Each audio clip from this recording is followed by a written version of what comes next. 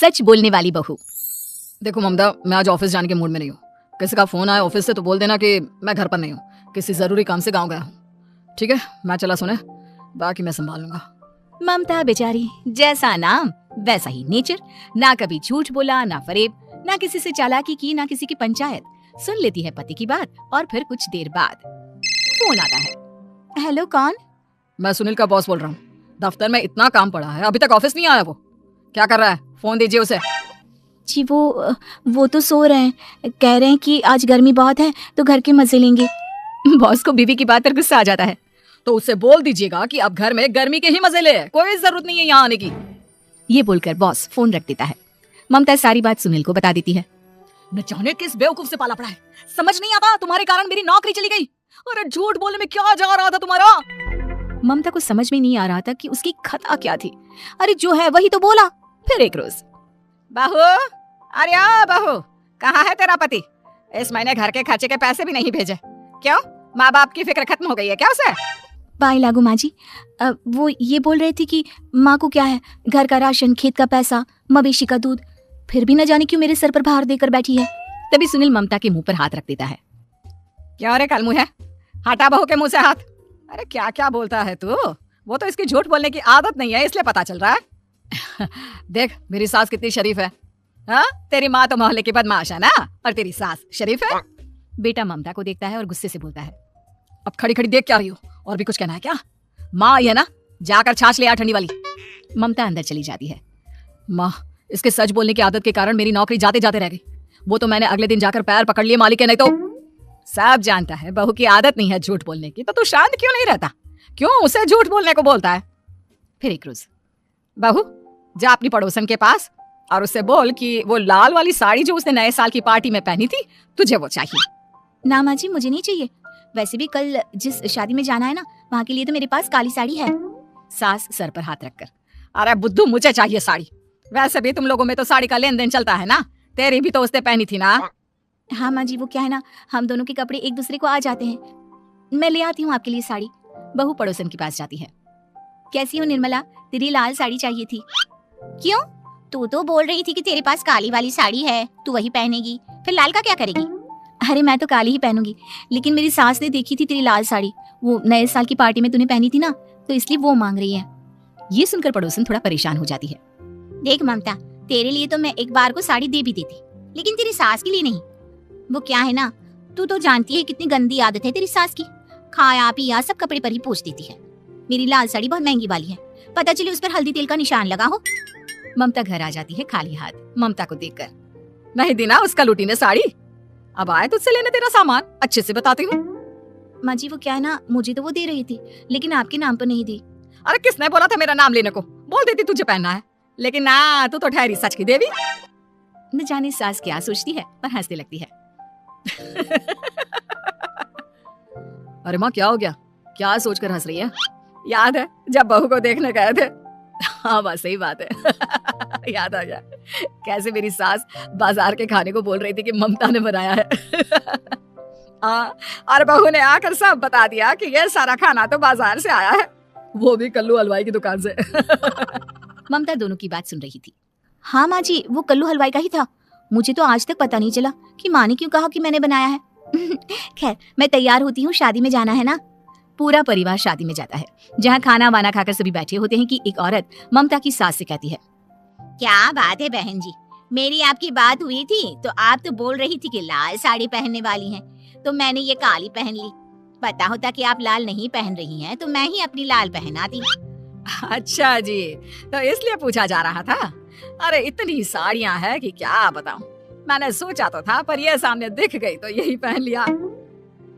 अच्छा, मेरी तो तैयारी काफी दिन से चल रही थी, फिर भी आज ऐसा लग रहा है कि ठीक से तैयार नहीं हुई मैं।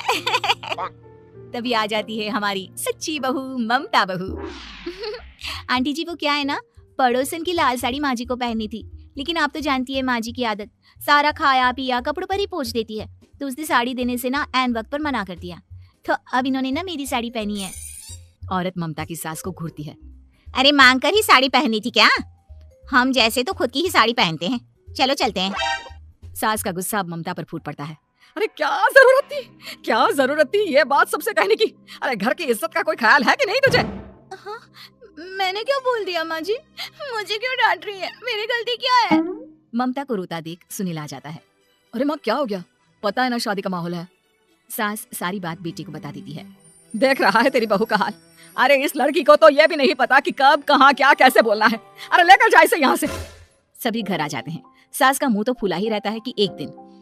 चलो बेटा, बहुत दिन तुम लोगों के साथ रह ली, अब चलो। वैसे भी ऐसी बहू के साथ समय कैसे कटे जो ना झूठ बोलती है ना लोगों की चुगली करती है। अरे गांव में ही ठीक हूँ मैं, कम से कम 4 घर की खबर तो मिलती रहती है, वो भी मसाला डालकर। कैसी बात कर रही है माँ? अभी तो आई है, रह जाना, कितना अच्छा लगता है तेरे रहने से घर। तभी ममता आ जाती है। अच्छा लगता है, लेकिन आप तो बोल रहे थे कि न जाने कब तक रुकेगी। जाने का नाम ही नहीं ले रही। जाए तो कम से कम घर में थोड़ा सा फ्री सा तो फील करूं। यही बोल रहे थे कल माँ जी आपके लिए। सास बेटे को देखती है लेकिन क्या कहती बेचारी, जब अपना ही सिक्का खोटा हो। चली जाती है चुपचाप गांव। फिर एक रोज घर की घंटी बजती है। सामने खड़ा होता है सुनील का बॉस। सुनील है क्या घर में? वो क्या ना, मैं यहाँ से गुजर रहा था तो सोचा थोड़ा ऑफिस का काम डिस्कस कर लूं। ममता कुछ कहती कि तभी वहां सुनील आ जाता है। अरे बॉस आप आइए। क्या बात है, घर तो बहुत सुंदर है। वैसे भाभी जी, आपकी खूब बातें सुनी है कि आप कभी झूठ नहीं बोलती। ये तो पता नहीं, लेकिन हमेशा सर कुछ न कुछ ऐसा बोल देती हूँ जिससे परेशानी हो जाती है। मैं ऐसा नहीं चाहती, लेकिन क्या करूँ। खैर, बॉस कुछ देर रुकता है, काम की बात होती है।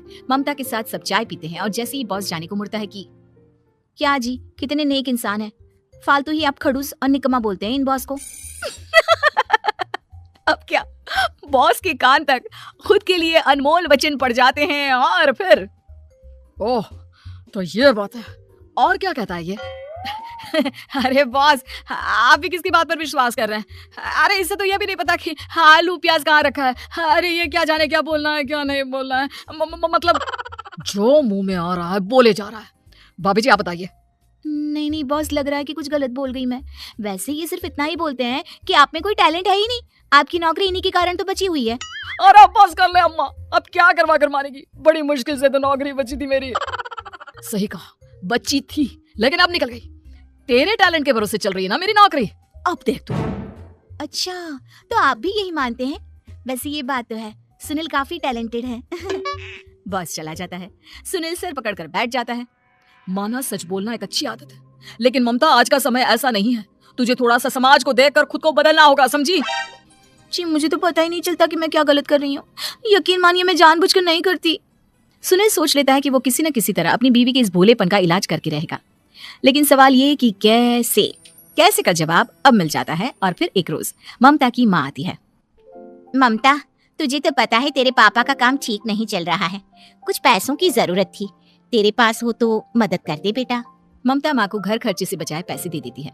पैसे देने के बाद सुनील आ जाता है। अरे सासू माँ, आज यहाँ कैसे आना हुआ? नहीं बेटा, वो ममता की याद आ रही थी ना तो आ गई। वो क्या है ना, पता है पापा का काम ठीक नहीं चल रहा है तो माँ कुछ पैसे लेने आई थी। क्यों, यहाँ क्या पैसे का पेड़ उगा है? अरे कौन सी माँ अपनी बेटी के ससुराल का खाती है? कोई जरूरत नहीं है पैसे देने की।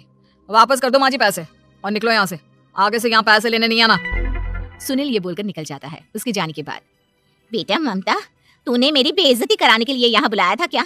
अरे छोटा सा झूठ बोल देती तो तेरी माँ की इज्जत बच जाती, लेकिन चलती हूँ मैं। सास बाहर जाकर बाहर खड़े सुनील से कहती है, तेरे कहने पर बेटा हमने ये नाटक तो खेल लिया, लेकिन उसका क्या असर होता है ये नहीं पता। थोड़ी देर बाद सुनील घर आता है। देखिए, मुझे मेरी गलती का एहसास हो गया है। मैं समझ गई हूँ कि सच कितना सच होता है और उसकी कीमत आज के समय में बहुत बड़ी है। माफ करना, मैं आज से सच कभी नहीं बोलूंगी। क्या, कभी नहीं? फिर क्या, दोनों मियाँ बीवी खुश रहने लगते हैं क्योंकि बीवी को थोड़ी सी झूठ की आदत हो जाती है।